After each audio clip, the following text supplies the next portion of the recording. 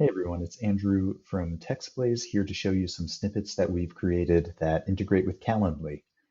These snippets are using the URL send and URL load commands of TextBlaze to talk to Calendly through the Calendly API. We're going to look at a few different examples. The first ones being generating a one-time scheduling link for any type of meeting that you have created in Calendly. Then we're also going to look at creating a digest of the meetings that you have booked through Calendly for any given day. So it's a few different snippets here.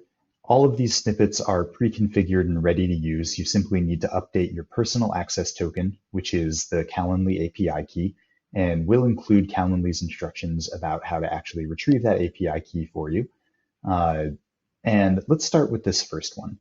So I'm going to come back to my email, and I've actually received an email from a customer saying that there's a problem with the app, they need help immediately, they'd prefer it if we spoke live. One of my Calendly meeting event types is an emergency escalation meeting, and I've assigned that to a specific keyboard shortcut. Now, I don't want to send them my emergency escalation link that's very general because then they can book it with me anytime. I'd prefer to use a one-time link so that they can only book it this one time. So I'm going to go ahead and use my keyboard shortcut. I get the pop-up and it's automatically generating a one-time scheduling link for me using the emergency escalation issue type or event type.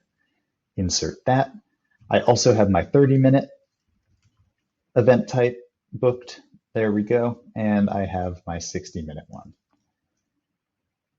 Now, if I'd prefer to actually see a menu of options, I've also created a snippet version where I get a menu.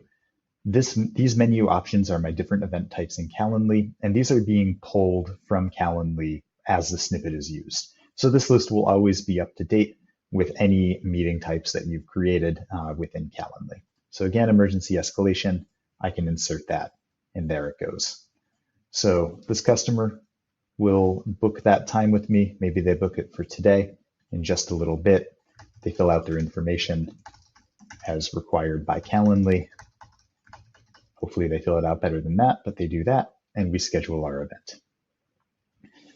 Now, let's say I also want to provide a daily digest of my Calendly events. Maybe I have a daily call log that I like to keep updated.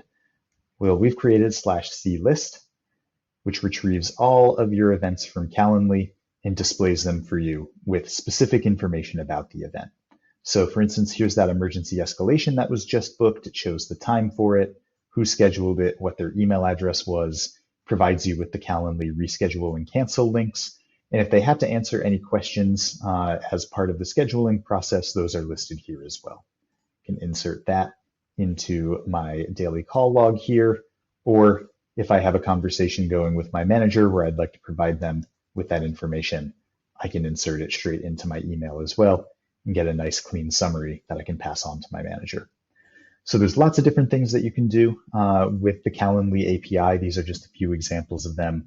You could create snippets that mark an invitee as a no-show, that cancels the event automatically without needing the cancel link, or you can interact with Calendly's routing forms. So there's many different options. These are just a few examples, and they're a great way to use TextBlaze's URL load and URL send commands. Let us know how you plan to use this.